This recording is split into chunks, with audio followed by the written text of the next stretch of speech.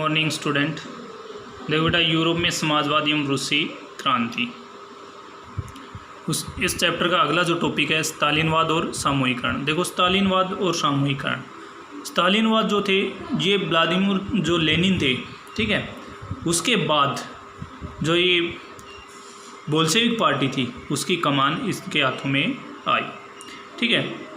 क्योंकि जो हमारे रूस के अंदर जो नियोजित अर्थव्यवस्था शुरुआती और खेती के अंदर जो सामूहिकरण से पैदा हुई तबाही के कारण, ठीक है, क्योंकि उन्होंने 1927 से 32 से 33 से 38 दो पंचवर्षीय योजनाएं लागू की थी स्टार्टिंग की, ठीक है। और दोनों पंचवर्षीय योजनाओं में जो है खेती का राष्ट्रीयकरण किया गया था, बैंकों का राष्ट्रीयकरण कर दिया गया, खेती को जमींदारी प्रथा से हटा करके आम किसानों के अंदर बांट दिया गया।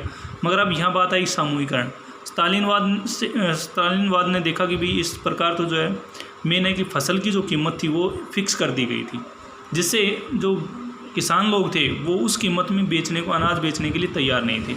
जिससे इसने स्टालिन जो था, इसने जैसे इसके पास कमान इसको सौंपी गई पार्टी की, उसके बाद इसने जो है अपना सख्त रवैया अपनाया और इन्होंने किसानों से जबरन जो है वो मेन था कि अनाज खरीदना स्टार्ट कर दिया, ठीक है। जो वहाँ के कुल्क अमीर लोगों को बोला गया था, ठीक है, उनके ऊपर छापे मारे गए। जो व्यापारी वर्ग था, ठीक है, उनके गोदामों के ऊपर छापे मारे गए, उन गोदामों को जब्त कर लिया गया, ठीक है। इस प्रकार दूसरा जो खेती थी उसको सरकार के अंडर अधीन कर दिया, ठीक है। कुछ एक खेती जो है किसानों को भी दी गई, मगर उसमें जो सरकार का कोई हस्तक्षेप नहीं होगा, मतलब कोई किसी प्रकार का सहयोग नहीं दिया जाएगा। उसके बावजूद भी जो है अनाज के अंदर कोई ऐसा खास परिवर्तन नहीं आया और न होने के कारण वहाँ जो है 1930 से 33 के बीच अकाल पड़ा और अकाल के अंदर जो है 40 लाख लोगों से ज़्यादा लोग जो है मारे गए, ठीक है। जिससे पार्टी में असंतोष उत्पन्न हुआ। नियोजित जो अर्थव्यवस्था के अंतर्गत औद्योगिक उत्पादन में पैदा हो रही जो भ्रम था, ठीक है, सामूहिकरण के परिणामों की आलोचना करने लगे। जो लोग जो इसकी बड़ाई करते थे बोल्शेविक समाज की पार्टी की, वो अब इसकी आलोचना करना स्टार्ट कर दी। इससे इन्होंने और सख्त रवैया अपनाया स्टालिन ने, ठीक है। स्टालिन ने क्या किया कि जो इनके खिलाफ बोलते थे उनको जो है उठा करके जेल में डाल देते थे। लगभग 20 लाख से ज़्यादा लोगों को जेलों में डाल दिया गया, उनकी कोई किसी प्रकार की सुनवाई नहीं हुई, ठीक है।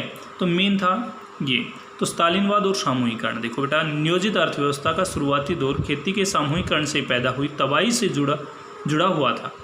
1927-1928 के आसपास रूस के शहरों में अनाज का भारी संकट पैदा हो गया। अब क्वेश्चन बनता है कि भाई रूस के शहरों में अनाज का भारी संकट कब पैदा हुआ? तो 1927 से 28 के आसपास आंसर बन गया इसका।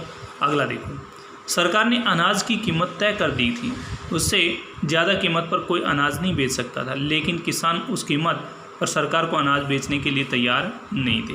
लेनिन के बाद पार्टी की कमान संभाल रहे स्टालिन, लेनिन के बाद जो पार्टी की कमान किसने संभाली बोल्शेविक पार्टी की? स्टालिन ने। स्थिति से निपटने के लिए कड़े कदम उठाए। उन्हें लगता था कि अमीर किसान और व्यापारी कीमत बढ़ने की उम्मीद में अनाज नहीं बेच रहे हैं। स्थिति पर काबू पाने के लिए सट्टेबाजी पर अंकुश लगाना और व्यापारियों के पास जमा अनाज को जब्त करना जरूरी था। 1928 में पार्टी के सदस्यों ने अनाज उत्पादन इलाकों का दौरा किया। उन्होंने किसानों से जबरन अनाज खरीदा। कुल्क यहाँ जो है अमीर लोगों को बोला गया है, ठीक है, मतलब जो जमींदारी प्रथा के अंदर जो आते हैं लोग, ठीक है, जिनके पास भूमि काफ़ी अधिक मात्रा में होती है, ठीक है। ठिकानों पर छापे मारे गए। रूस में संपन्न किसान, कुल किसको बोला गया बेटा? संपन्न किसानों को। रूस में संपन्न किसानों को। क्वेश्चन बनता है कि कुल किसे बोला गया है? तो रूस में संपन्न किसानों को, ठीक है।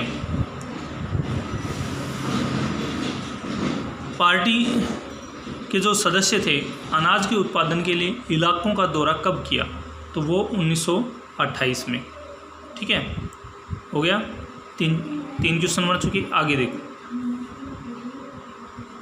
जब इसके बाद भी अनाज की कमी बनी रही तो खेतों के सामूहिकरण का फैसला लिया गया। इस फैसले के पक्ष में एक तर्क यह दिया गया कि अनाज की कमी इसलिए क्योंकि खेत बहुत छोटे हैं।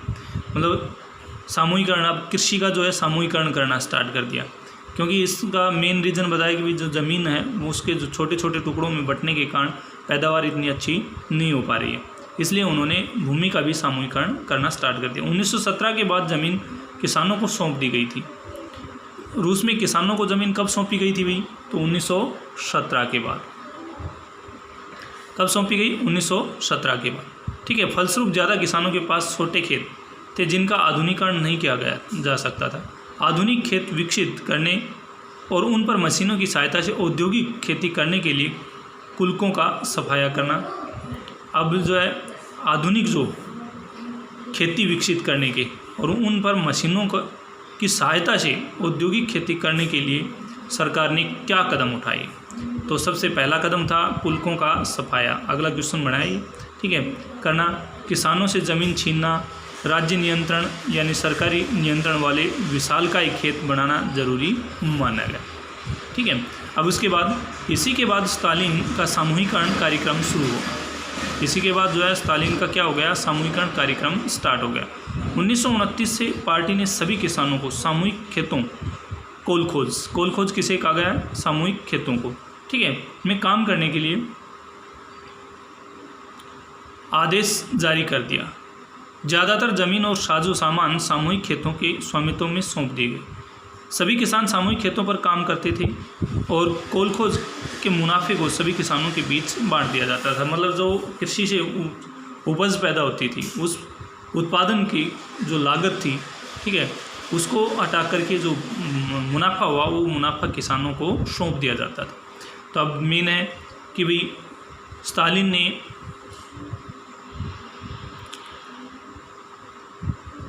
किसानों के खेतों का सामूहिकरण जो कार्यक्रम था वो कब शुरू किया? तो 1929 से। ठीक है। उसके बाद बोल्शेविक पार्टी ने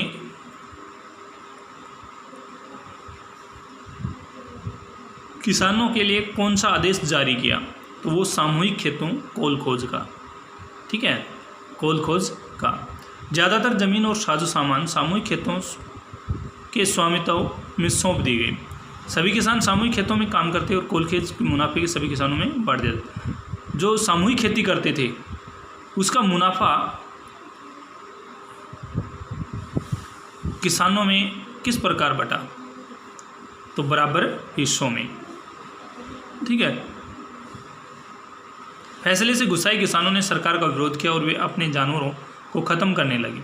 अब क्या हुआ कि जो है उनसे परेशान होकर के जो जमींदार किसान थे उन्होंने अपने जो जानवर थे उनको मारना स्टार्ट कर दिया।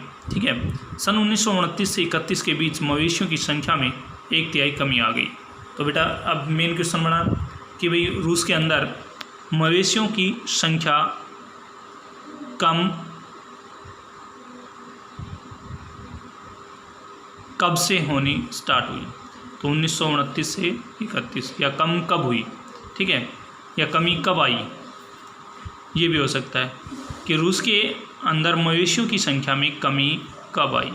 तो 1929 से 1931 के बीच 1/3, ठीक है, मवेशियों की कमी आई। सामूहिकरण का विरोध करने वालों को सख्त सज़ा दी जाती थी। बहुत सारे लोगों को निर्वासन या देश निकाला दे दिया गया। सामूहिकरण का विरोध करने वाले किसानों का कहना था कि वे न तो अमीर हैं और न ही समाजवाद के विरोधी, वे बस विभिन्न कारणों से सामूहिक खेतों पर काम नहीं करना चाहते। स्टालिन सरकार ने समिति स्तर पर स्वतंत्र किसानों की व्यवस्था भी जारी रहने दी, लेकिन ऐसे किसानों को कोई खास मदद नहीं दी जाती थी। मतलब किसानों के लिए जो है स्वतंत्र व्यवस्था जो थी वो भी बरकरार रखी गई, मगर उसमें किसी को कोई किसी प्रकार का विशेष योगदान नहीं दिया जाता। देखो इसमें एक पॉइंट है कि 1933 में सोवियत बचपन के सौपन और यथार्थ। प्रिय दादी जी कालिनी, मेरा परिवार बड़ा है, चाचा 4 बच्चे हैं, हमारे पिता अब नहीं हैं, वे मज़दूरों के लिए लड़ते हुए मारे गए थे। मेरी माँ बीमार है, मैं बहुत पढ़ना चाहता हूँ पर स्कूल नहीं जा सकता। मेरे पास पुराने जूते हैं पर अब वह इतने फट चुके हैं कि कोई उनकी मरम्मत नहीं कर सकता। मेरी माँ बीमार है, हमारे पास न तो पैसा है और न ही रोटी, पर मैं पढ़ना बहुत चाहता हूँ। हमारे सामने पढ़ने और बस पढ़ने की जिम्मेदारी है।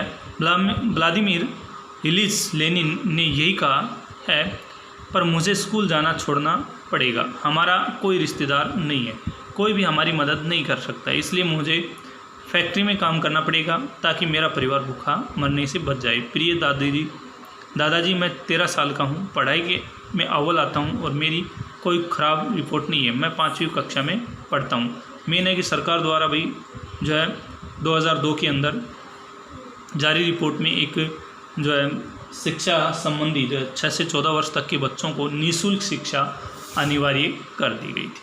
ठीक है, हमारे भारत के अंदर भी, जिसमें 6 से 14 वर्ष तक के बच्चों को अगर किसी भी कार्यालय में काम करता हुआ पाया गया तो या तो उस कार्यालय को जो है बंद कर दिया जाएगा, या उसके मालिक को या उसके जो बच्चे का जो पेरेंट्स है उसको सज़ा सुनाई जाएगी।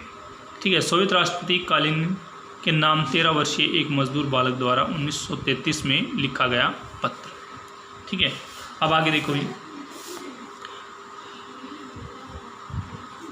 सामूहिकरण के बावजूद उत्पादन में नाट्य की वृद्धि नहीं हुई, बल्कि 1930 से 33 की खराब फसल के बाद तो सोवियत इतिहास का सबसे बड़ा अकाल पड़ा, जिसमें 40 लाख से ज़्यादा लोग मारे गए। तो बेटा मेन है कि सामूहिकरण के बावजूद रूस के अंदर अकाल कब पड़ा और उसमें कितने लोग मारे गए, तो 1930 से 1933 की खराब फसल के कारण। ठीक है, उसमें 40 लाख से ज़्यादा लोग मारे गए। पार्टी में बहुत सारे लोग नियोजित अर्थव्यवस्था के अंतर्गत औद्योगिक उत्पादन में पैदा हो रही भ्रम और सामूहिकरण के परिणामों की आलोचना करने लगे थे। स्टालिन और उनके सहयोगियों ने ऐसे आलोचकों पर समाजवाद के खिलाफ साजिश रचने का आरोप लगाया। स्टालिन जो था उसने कि ऐसे व्यक्तियों के ऊपर क्या कर दिया, भाई आरोप लगा दिया कि ये समाज को जो है तोड़ना चाहते हैं। देश भर में बहुत सारे लोगों पर इसी तरह के आरोप लगाए गए। 1939 तक आते आते 20 लाख से ज़्यादा लोगों को या तो जेलों में श्रम शिविरों में भेज दिया गया था। ठीक है, अब आपसे पूछ लिया जाए कि भाई रूस के अंदर बोल्शेविकों द्वारा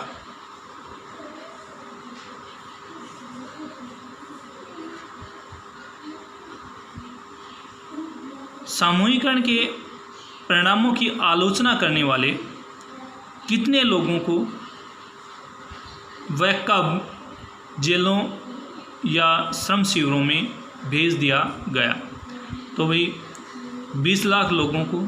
ठीक है, 1939 में।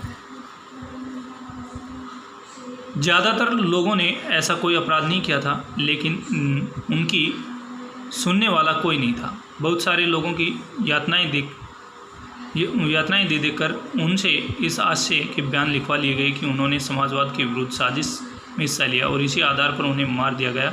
इनमें कई प्रतिभावान पेशेवर लोग थे। ठीक है, अब आगे देखो भाई ये क्वेश्चन जो बने हैं वो आपको बनाने हैं बेटा सारे। ठीक है, और फिर नोटबुक के अंदर साफ राइटिंग में लिखने भी।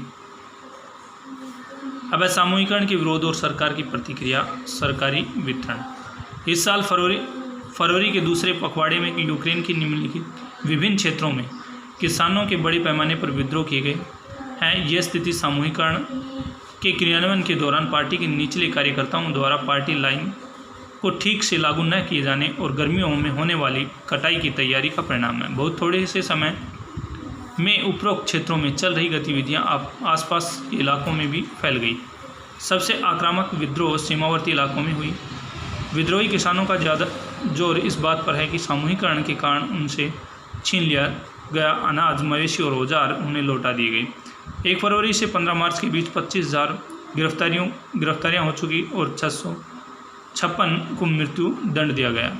3673 को श्रम शिविरों में बंद कर दिया गया और 5580 को देश निकाला दिया गया। कि यूक्रेन राज्य पुलिस प्रशासन के प्रमुख के.एम. कार्लसन द्वारा कम्युनिस्ट पार्टी के केंद्रीय समिति को भेजी गई रिपोर्ट 19 मार्च 1930।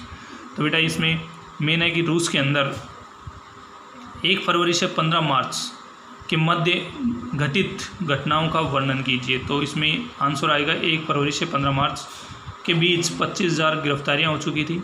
ठीक है, 656 को मृत्युदंड दी जा चुकी थी, 3673 को श्रम शिविरों के में बंद कर दिया गया और 5580 को देश निकाला दिया गया। ये जो है परिपूर्ण। तो आज के लिए इतना ही बेटा।